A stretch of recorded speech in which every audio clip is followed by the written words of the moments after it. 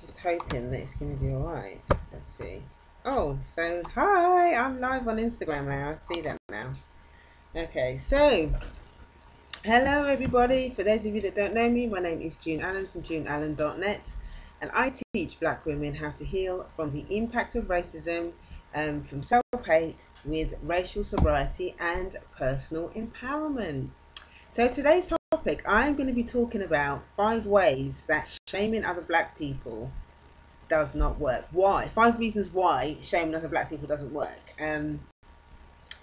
Yeah, so this basically happened on the back of a post that I put up last week about shaming other black people not being an empowerment tactic, and I had such a huge response from it. I just thought, you know what, maybe I need to just go in a little bit deeper, dig a little bit deeper, and yeah, just to explain a little bit more and to give people some more insight around it as to why it doesn't work, and hopefully it will empower people that do that to understand why they do it, and why it's important to, you know, choose other ways of trying to empower people without shaming and name calling or whatever. Hi, thanks for joining. So before I get into the content, I am going to do some housekeeping. So on the 16th of February, which is not this weekend, next Saturday, 16th of February, I have my monthly book club. We are studying Sisters of the Am, Black Women and Self-Recovery. There it is. Anything that I say in the broadcast, you can get from the link in the description. Go to heal.juneallen.net. That's heal.juneallen.net. That's heal.juneallen.net. You can get a copy of the book there. So yeah, the book club. This month we're studying racial stress.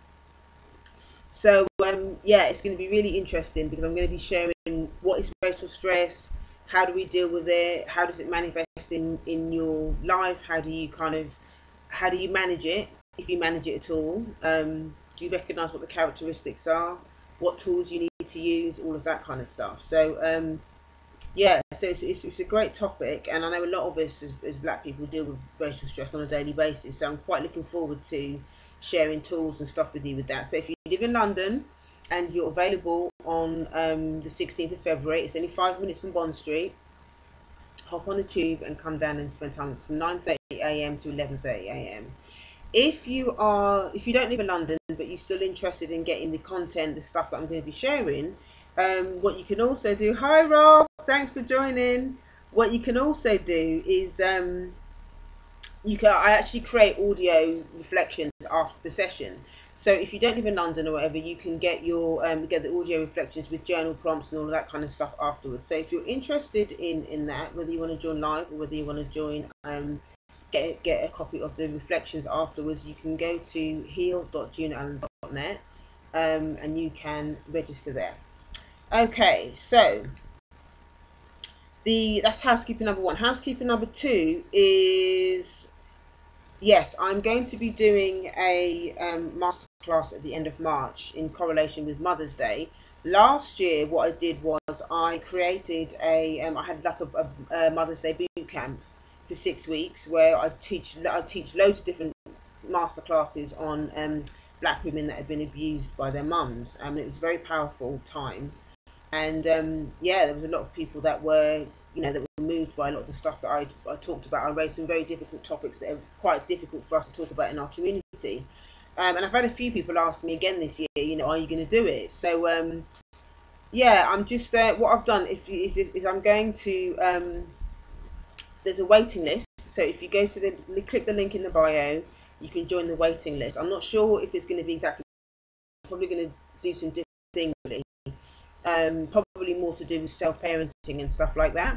So if you're interested in that, if you've got a difficult relationship with your mum and you are looking for a safe space to be able to learn and have some conversations about what you can do about it, how you can take care of yourself, all that kind of stuff, then click the link in the bio, heal.juneallen.net, and there's a link in there that will take you to a waiting list. You just put your email address and stuff in there, and yeah, we can go from there.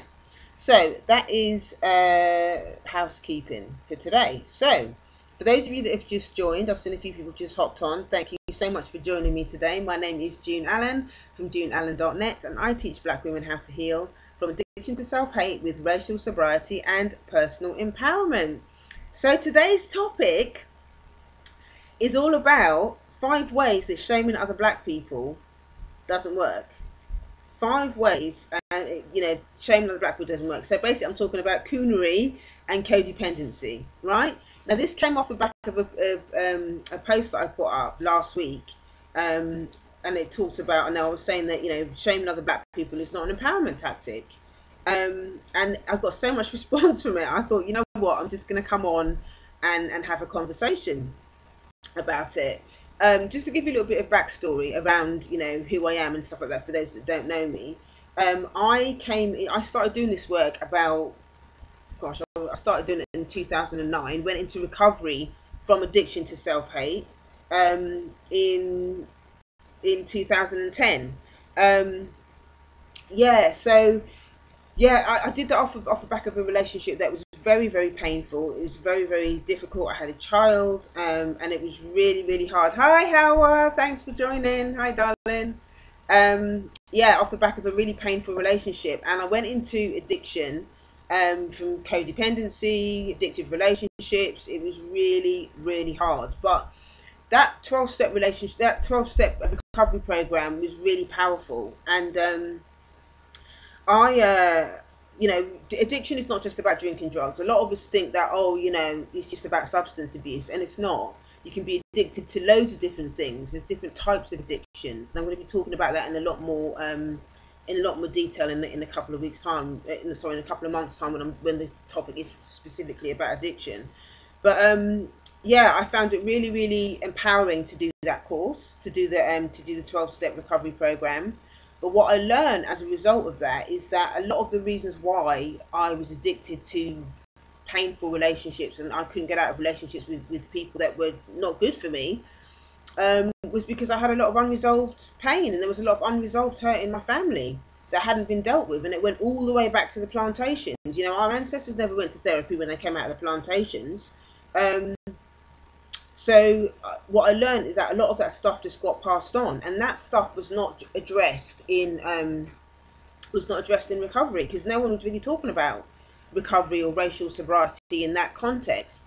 So the more I read, the more I learned, the more I sort of did stuff in therapy and spoke to a lot of other black people and stuff in recovery. It was just really empowering. It was really, really empowering, and I just started talking about it. The more I spoke about it, I was like, wow, this stuff is, I started to feel better about myself. I started to feel more confident. And the more I spoke to other people about it, I started getting more and more people asking me for feedback about stuff. So I just thought, you know what, I need to start documenting this stuff. I need to start writing it down. And so I set up doing the blog and everything a couple of years ago. And I just started, just more recently, this last year, I started doing more live streams. And the more I'm talking about it, the more, people seem to resonate with what I'm saying. So that's kind of how I got where I am, and I'm so grateful. I'm so grateful for this process. So my role is to empower you to empower yourself.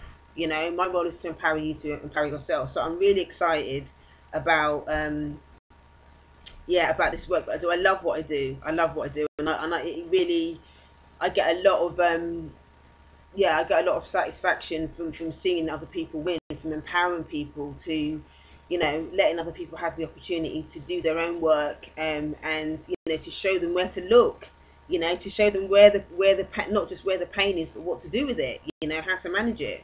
So yes, that's a little bit about me and my journey. So so now we're going to get into the content. So this is a time to share. If you know anybody that you think might be interested in this topic, if you think that somebody, you've got family members or friends or whatever that you think might resonate with what I'm going to talk about today, whether you think they might be codependent or whatever, then by Dean, you can watch the replay, will be up for 24 hours. And if you've got any other questions or anything you wanted to ask me, just drop it in my DM and I can answer it directly. I did see you put a question there, but share with your friends, family members or whatever. Grab your pens, grab your journals, whatever it is you use to take your notes, because I'm about to get into the content. So today's topic is all about codependency and Coonery, and how shaming other black people does not benefit us. So before I actually go into the 5 things, I think it's important for us to kind of define what shame is, because a lot of people don't really know what shame is, and sometimes even saying the word shame brings up shame. So I think it's important for us just to define what shame is. Okay, so there's 2 different types of shame. Yeah, there is actually such thing as a healthy shame. There's a healthy shame and toxic shame, right? Healthy shame is when you realize, oh, okay, I've made a mistake, and whatever the mistake is, you're going to use what you've learned to reset your boundaries around that specific thing.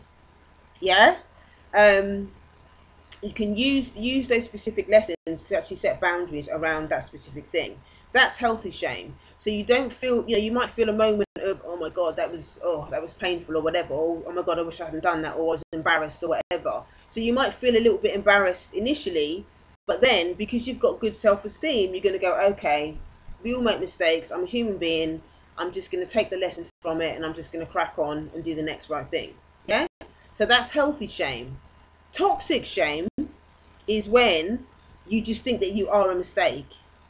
You believe that you are a mistake. So anything that you do is like, oh my god, like you don't even, it's even difficult for you to actually be in the world, to be around other people, because you just feel so much shame around who you are as a person. It's just difficult for you to sit in your own skin, to sit in your own body.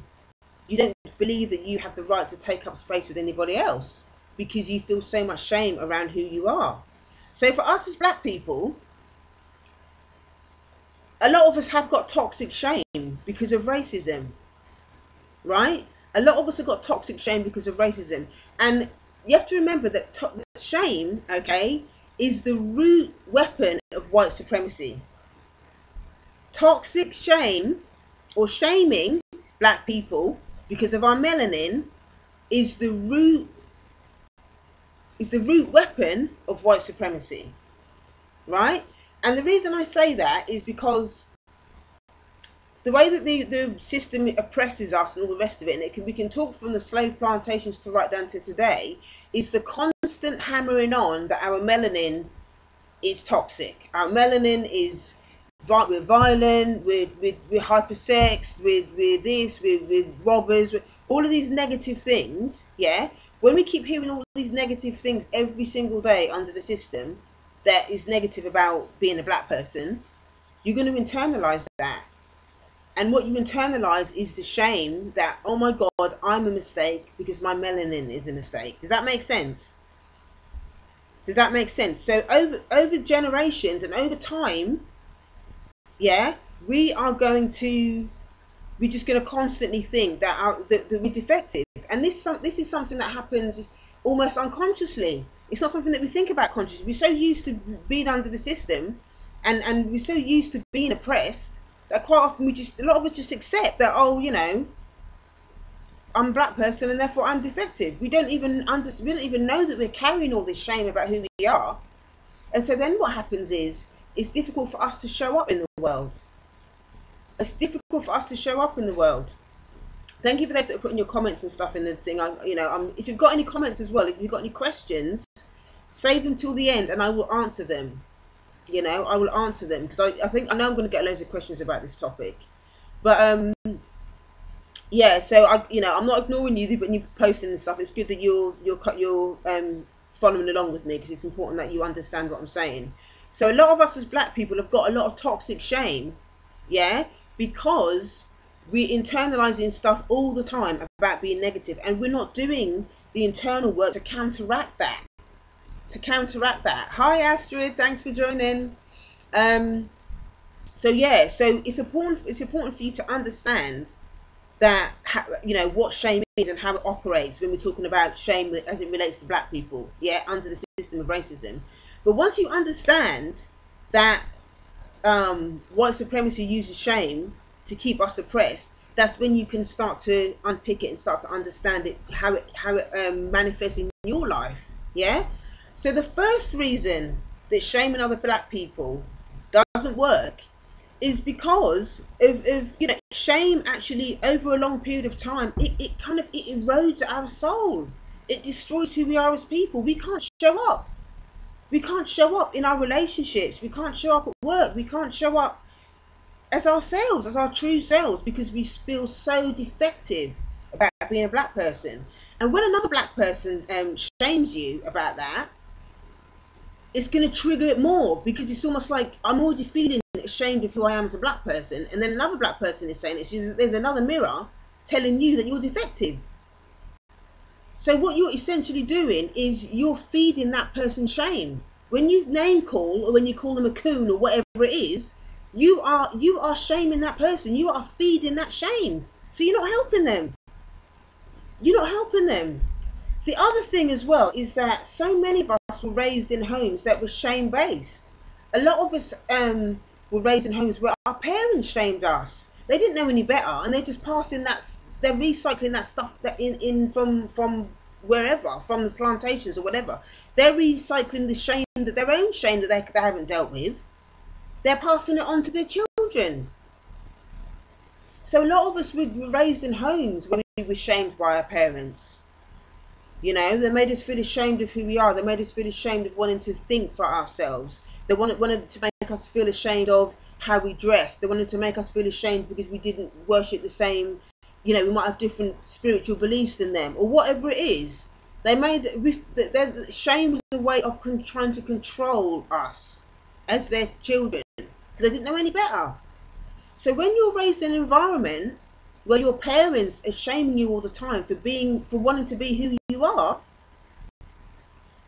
then it just becomes, it triggers you even more when people externally do it as well. When somebody outside of the community does it.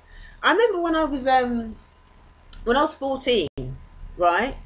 I used to be obsessed with Grace Jones. Right? I used to be really obsessed with Grace Jones.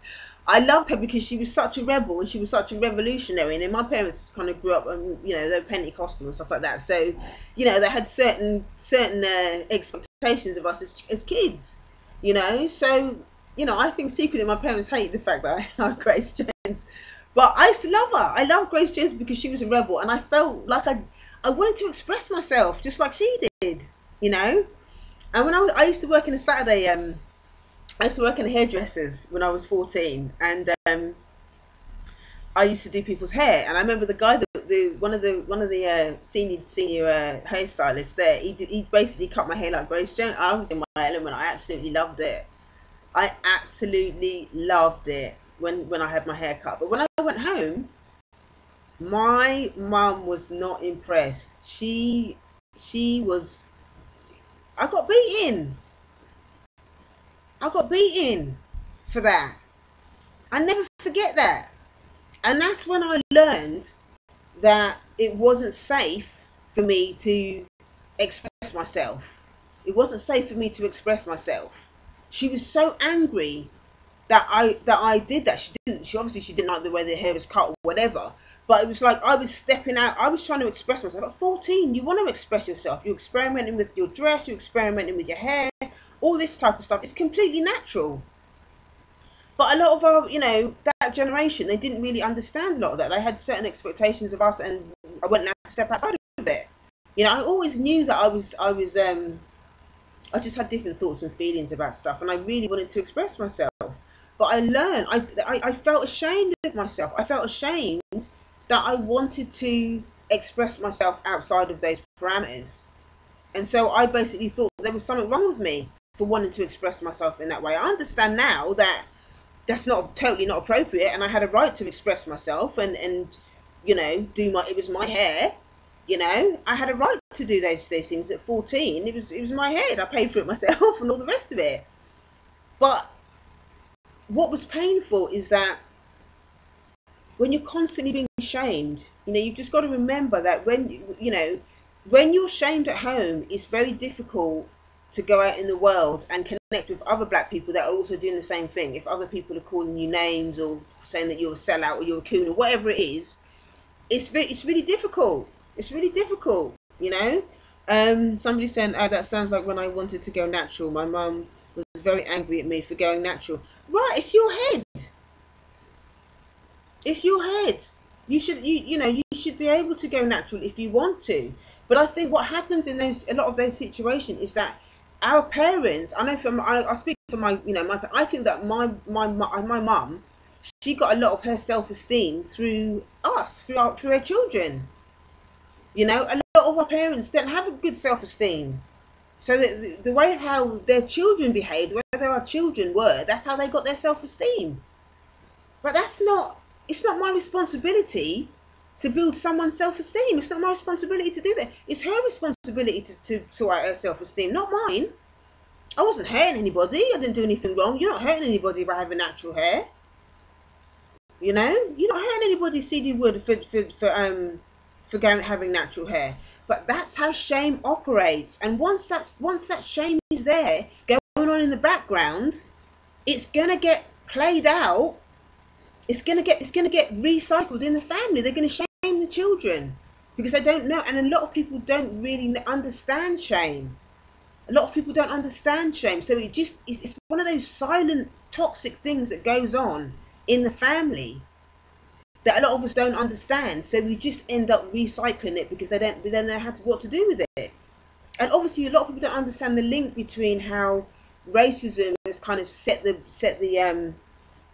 seeds all of that shaming for when we're little. From the moment we're born into the system of white supremacy, we're taught that being black is defective, that it's wrong. We're taught that from so young. So we internalize that, and from young we think that we're defective because all of the images and conscious and unconscious, be it external when we go to school, if it's in the family and then we're getting it at school and all of that as well, that shaming, those feelings of shame is very, very powerful. So as a community, we shouldn't be enabling that. We shouldn't be enabling that. We shouldn't be saying those things like to shaming our community members either at the end of the day, because we're just feeding that stuff and it's not going to empower us to make change. It's not. So that's number one. You have to remember that shame is the root weapon of white supremacy. So number two, the second reason why shaming other black people doesn't work is because it does enable white supremacy, and it just becomes we're basically doing the work of white supremacy for them. Like I was saying in the first one, and it just makes us hate ourselves even more, because if other black people are telling us that we're this, that, and the other, that we're coons and whatever, we're just gonna feel it's just gonna feed more shame, and it's just gonna feed more of the kind of that type of behavior. It's going to feed that type of behavior. We're just going to want to escape. The more we feel ashamed of who we are, the more black people are going to try and do things that are going to try to escape those feelings. And that often means trying to escape our culture, trying to hide from our culture, trying to deny ourselves, trying to do anything possible, physical, spiritual, whatever it is, to escape what it feels like to be present inside a black body. Yeah. So number two, we're just enabling white supremacy by name calling and all of that kind of stuff. Because it's just not. We're doing the work for them, and that's not going to empower the community to change. It's not going to empower those people to change. You're just creating more pain for those people. So that's number two. Number three is quite a big one actually. Coonery is codependency. Right? Coonery is codependency. Right? Drop an emoji in the comments if you know what codependency is. I'm going to give you a definition in a minute, but I just want to see how many people in the comments actually know what codependency is. Just drop a power fist or whatever in the comments if you know what that is.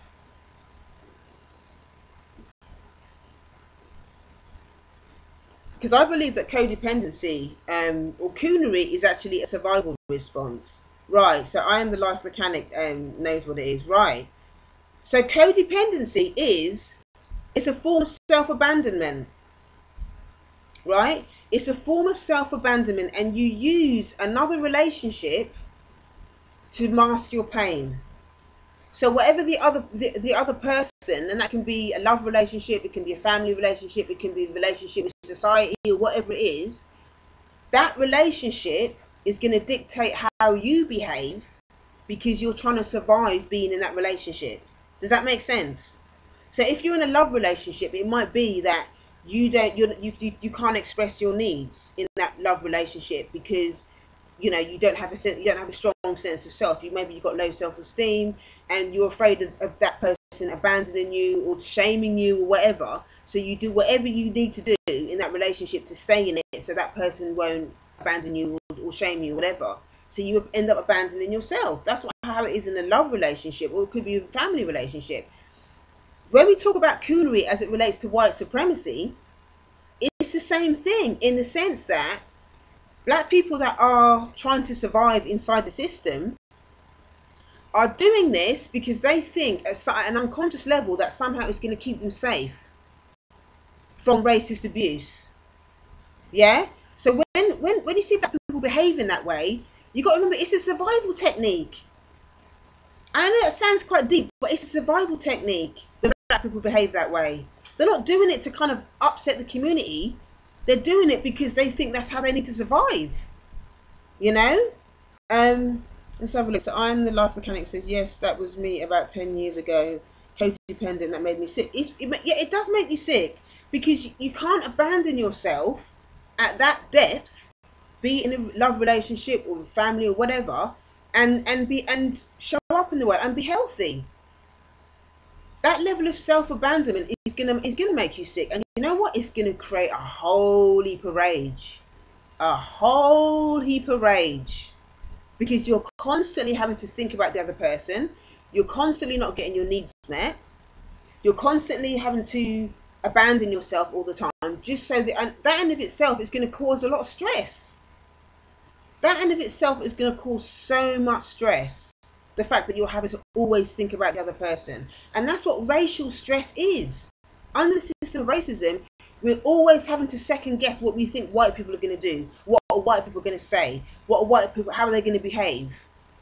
Am I going to be safe today if I go to work? Is the white supervisor going to think I'm an uppity Negro? All that kind of stuff. It creates stress. So codependency is a form of keeping yourself small so that you feel safe in an environment. Yeah? If we're talking about race and stuff like that, it's obviously you're keeping yourself small as a black person because you don't want to offend white people or other black people that are quote unquote being coons. Yeah? But you've got to remember that codependency is a survival technique. It's a survival strategy that we've adapted from slavery. It comes from the plantations, because if you think about those people in the plantations, we were not allowed to have any of our own things. We weren't allowed to do our own hair. We weren't allowed to speak our own languages. We weren't allowed to wear our own. We were stripped of everything. Anything that kind of expressed our blackness, we could be killed for it, or we could be punished for it. We could be whipped for it. And it might seem ridiculous that something that happened, all the hundreds of years ago on the slave plantations is still impacting us now. But did your ancestors get therapy? Did your ancestors go to therapy to deal with that stuff? No, they didn't. So for those of you that are saying, oh, well, slavery was years ago, hundreds of years ago, why is that still relevant? It's relevant because your ancestors did not go to therapy to deal with all of that stuff. So when you're constantly being told that you're not allowed to be yourself, when you're constantly being told that your melanin is defective, when you're constantly made to feel ashamed of who you are as a black person, as a black woman, as a black man, you are going to try everything in your power to try and keep yourself small.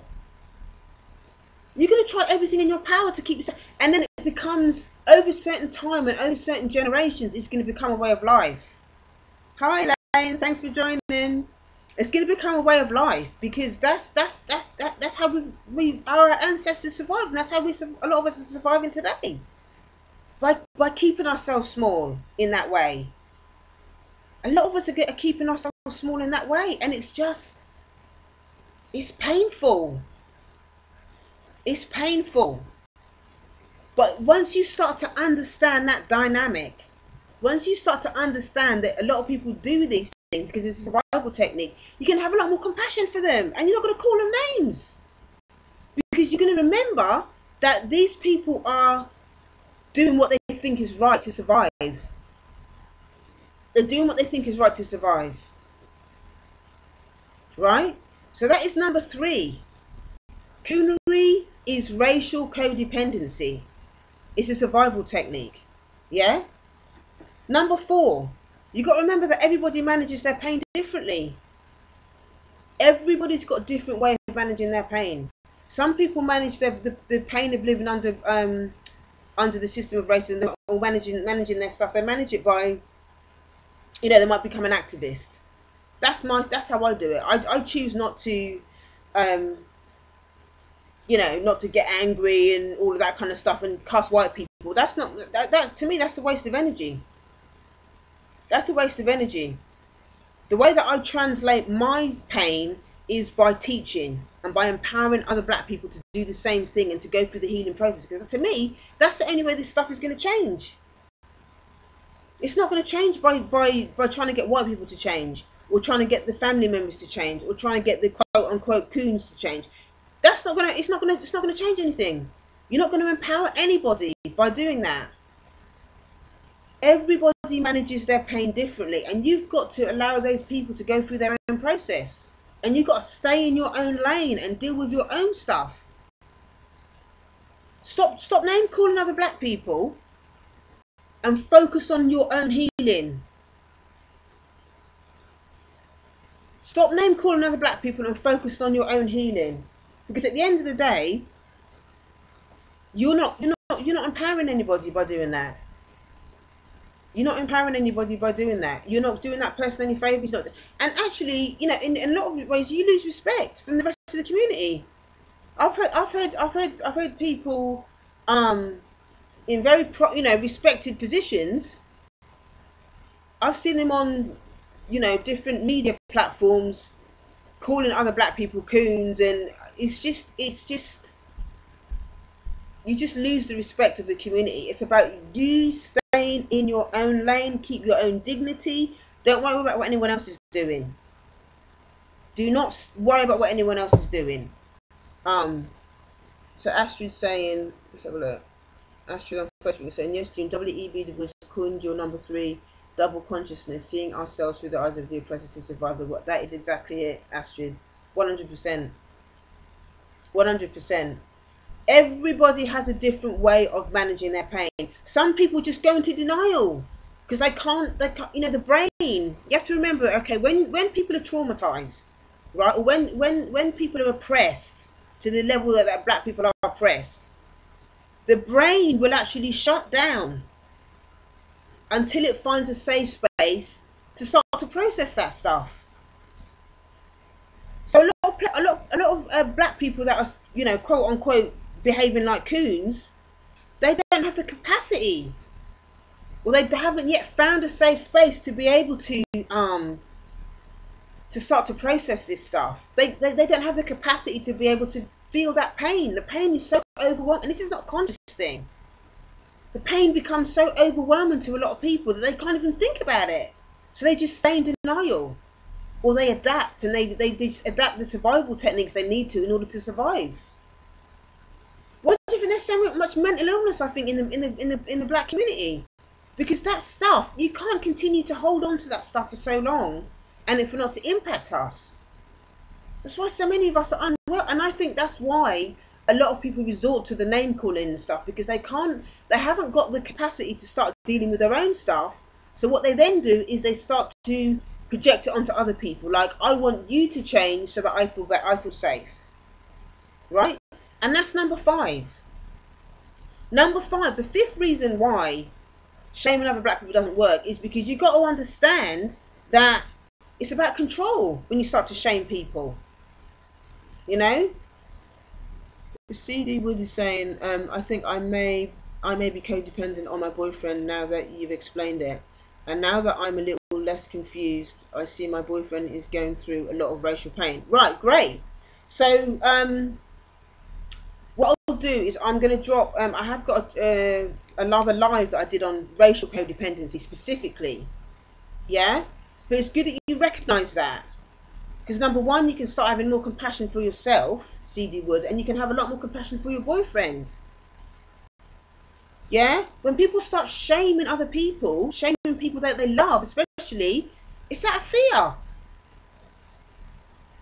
They do it out of fear. Black people that are calling other people, they're afraid that white supremacy is just going to consume them. And when they see other black people behaving in a way that's inappropriate to them or doesn't work for them, or it's not, you know, in line with empowering the community, black people get frustrated and they feel powerless. They already feel powerless under the system of racism, so it's more painful for us to see other black people behave in a certain way. Yeah?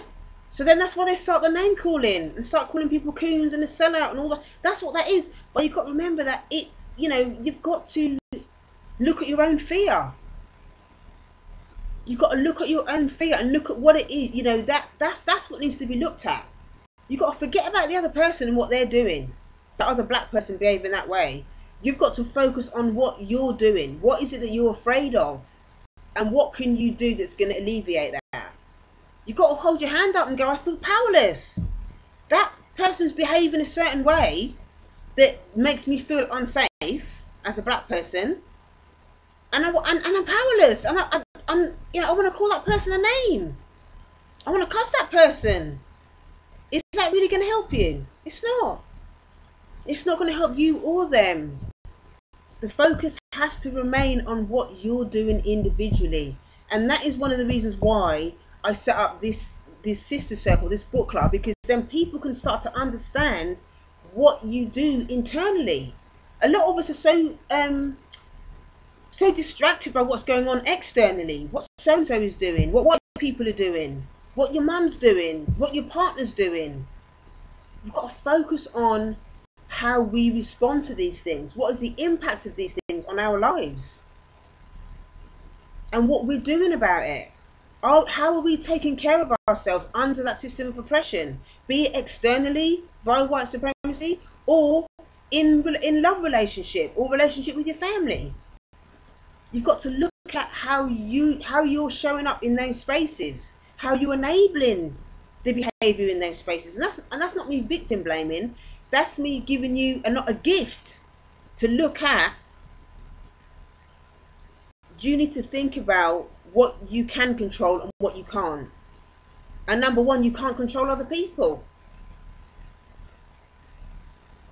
This is how you manage black people that are behaving in certain ways that make you feel unsafe. You've got to, number one, you've got to lead by example. You've got to stay in your lane and focus on your own healing and stop looking at what they're doing. Focus on your own healing, because at the end of the day, these people that may be in pain and behaving the way they're behaving, they will see you as an example, especially if you're not being judgmental or name calling them. If you're not name calling or being judgmental or cussing them or whatever it is, they're going to see that. They're going to see that and lead by example. They might not see it. Some people need to haven't had their rock bottom yet. Some people need to be in a lot of pain before they make changes. But that's not your responsibility. You're not responsible for fixing anybody. You're not responsible for fixing your mum. You're not responsible for fixing your partner. You're not responsible for fixing white people. We are not responsible for fixing white people. It drives me insane when I see all these black people, you know, begging white people to change. Please, can you stop doing this? Please, can you include us in your workspace? Please, I'm not interested in that. Because at the end of the day, if we have to keep begging white people for everything, we're losing touch with who we are as people. Our healing depends. If we are showing up in the world from that space, from begging other people, then we're handing over our power to other people. We're handing over our power to other people, and you're never going to heal. If your life is constantly going to be about, well, if they change, then I'll feel all right. It don't work like that. If you want to make change that is going to crush legacies, that is going to end white supremacy, you've got to start doing the work yourself internally, and stop with the coon talk, and stop with the name calling. You've got to start doing the work for yourself. And that's how you start to build integrity. And that's how you start to build trust. You don't build trust in relationships by name calling people. It's just not, people are not going to trust you. They're not going to respect that by name calling. If you want those people to respect you and honor what you're doing and honor who you are, you got to stay in your own lane and focus on your own healing. Because we as a people, individually, we have got a shitload of work to do. But too many of us are ready and caught up in what everybody else is doing. Oh, so and so's doing this. Who does she think she is? Oh, she's a sellout. Oh, that one over there's a coon. What are you doing? Are you doing anything? Are you taking care of yourself? Are you raising your children? Are you breaking pathologies in your own house? That's what you need to focus on. That is what is going to create change. And the other thing that's important that we can do in this situation is to we can set boundaries around those people that are behaving inappropriately. Those black people that are, that are hell bent on, thinking that racism is not an issue or whatever. That's their denial, and you can just just leave them alone. Just let them get on with it.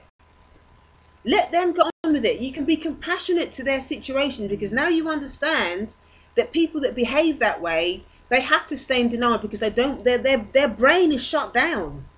Their brain is shut down in order to help them survive the pain of what it would really feel like to know what it means to live under the system of racism. They have to stay in denial in order to protect themselves from the pain of what it means to be under the system of racism, or to stay in that relationship. I've been in so many abusive relationships and I couldn't get out of them. And the reason I stayed in those relationships so long is because I told myself I had to stay in denial about, maybe the one or two things that I kind of liked about that person. But I was still getting abused in that relationship. I was still getting abused in that relationship, And I had to find the strength to come out of those relationships. And the only way I came out of that relationship is not by begging those people, those partners to change, but by going into therapy. I made a decision that's like, okay, the common denominator in all of these relationships is me.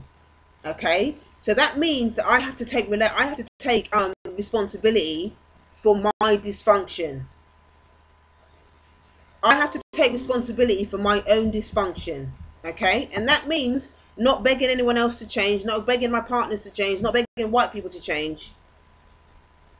This is some of the boundaries that I have now. Like I have very boundary relationships with white people. I have very boundary relationships with white people now, and that means that I'm polite, but I don't have any white people in my inner circle because I can't have these conversations with them. Real talk. I can't have these conversations with white people without having to deal with white fragility, and I'm not dealing with white fragility. That's none of my business. That's their business. My responsibility is my healing, and if I find myself in a situation where white people are being, in their white fragility, or I find that I'm around black people that are in denial around all of this stuff, then I'm polite, but I can't have them in my inner circle because that's for them to deal with, Astrid is saying, I struggle to have compassion for other black people acting out their shame and pain. I want to get there, but trying to manage my own shame always gets in the way. Listen, it takes time. And I've been there as well, Astrid. I've been there as well, Astrid, where I struggle to have compassion for black people. Do you know what? Do you know what it is? The way that this works is that before you can get to that place of compassion, you have to have a space to be able to process the anger. Yeah? A lot of us are angry about this stuff, and understandably so. Because we don't want black people to be doing all this stuff and we're already getting oppressed already. One of the things I've learned from doing this work is that there are so many people that are impacted by this stuff. It's not white people that they're upset about. A lot of us are upset because of the stuff that's going on in our families. White supremacy externally is one thing, but it's another thing in the community when we feel unsafe. And so many black people feel unsafe in their family, in their relationship, in their community. And a lot of us carry so much rage around it. And we ain't got nowhere to take it. This is why the sister circle is so important. Because these are the types of conversations that we have in those spaces. The one on the 16th of February is all about racial stress. And these are the types of things I'm going to be sharing with the group. These are the spaces where people talking about this stuff. Because a lot of us feel unsafe, and you cannot get to compassion. You have to first be compassionate with yourself. That's the thing, Astrid.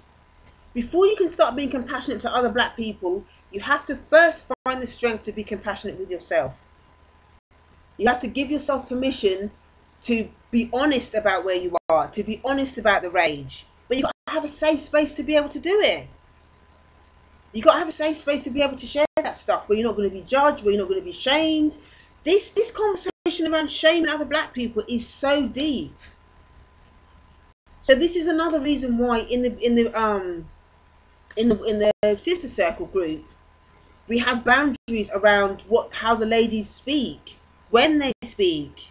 We have boundaries around, not commenting on somebody else's share. When a sister is sharing, we get timed shares. So we read the chapter, and then we have like 30 minutes or so where the ladies have 2 or 3 minutes or whatever, however time we divide up the time, to share on their experience and how they feel about the text.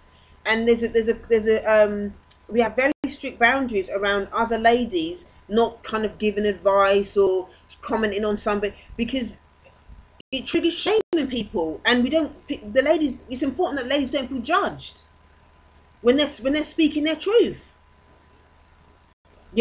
Because a lot of us were brought up in homes where we weren't allowed to speak our truth. So that's why those boundaries are so important.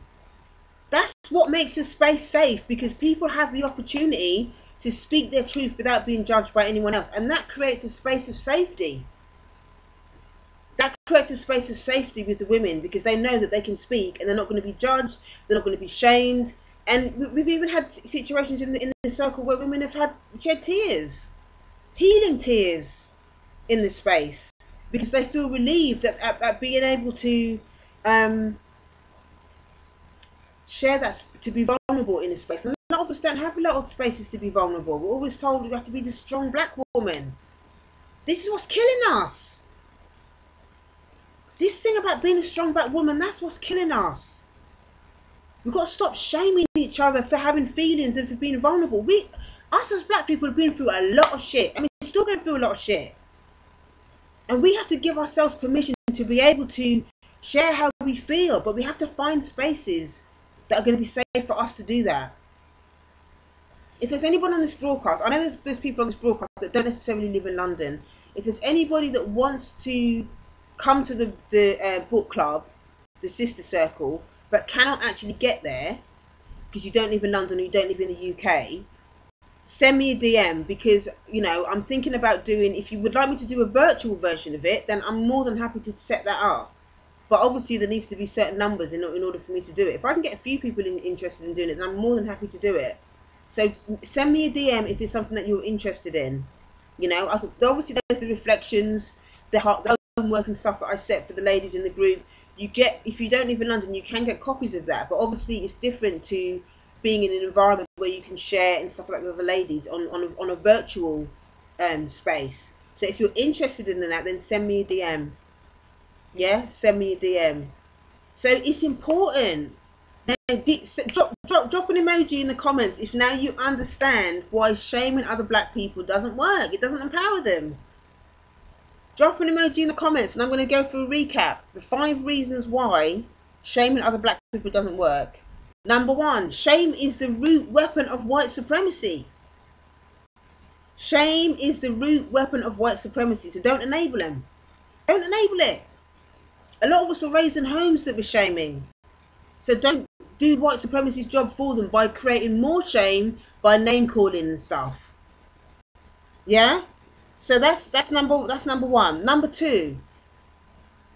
Yeah, number 2, sorry, was enabling white supremacy, like I just said. Don't do their job for them. We should be empowering each other, not shaming each other. Yeah? Number 3, Coonery is racial codependency. It's self-abandonment. It's a survival technique. It's a survival technique that a lot of us have adapted as a result of living under the system of racism, as a result of recycled pain from the plantations. Remember that. Stop name calling your brothers and sisters. Stop it. Number 4, everybody manages pain differently. Some people internalize it. Some people externalize it.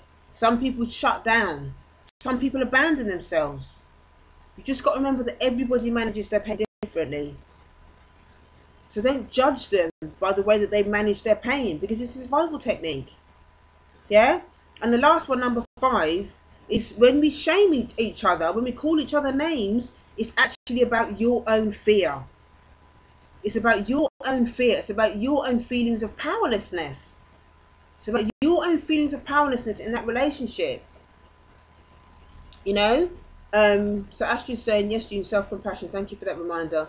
Such a pattern to abandon myself. Self-compassion takes conscious effort, but I guess I can't read the bottom of that comment.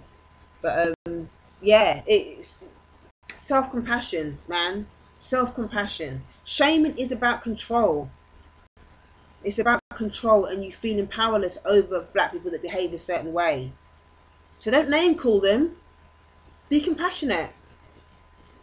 And the way that we deal with people that behave in this way is that we lead by example. Lead by example. We set boundaries. We set boundaries. And you focus on the third thing that we do to deal with people behaving that way is we focus on our own work. Focus on doing your own work and connect with other people that are doing the work. That's how you're going to get empowered, and people are going to come by example. People will want to, will get involved when they realize there's a safe space, because there's not a lot of safe spaces for people to do a lot of this deep work. People just get stuck in the survival of it, and that survival often means about self-abandonment. Yeah, so that's it. So if you know anyone that's interested, or you think that might benefit from what I shared today, share it with them. Was the content that I shared today, was it helpful? Does it help you understand a lot more about codependency and Coonery and all that sort of stuff? Did you get some value out of what I shared today? Share your takeaways as well. If there's anything that I've shared today that's really been helpful, drop in the comments what you're going to be taking away from this broadcast, and share it with somebody that you think is really going to benefit from it. So yeah, so that's it for today's broadcast.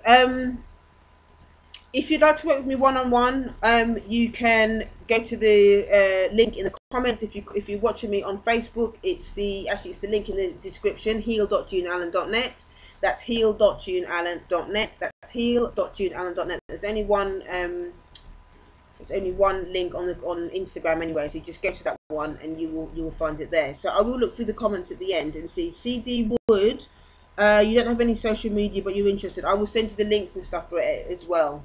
I will send you the links as well if you're interested in a virtual one. But yeah, so thank you so much for joining me, everybody. It really, really does.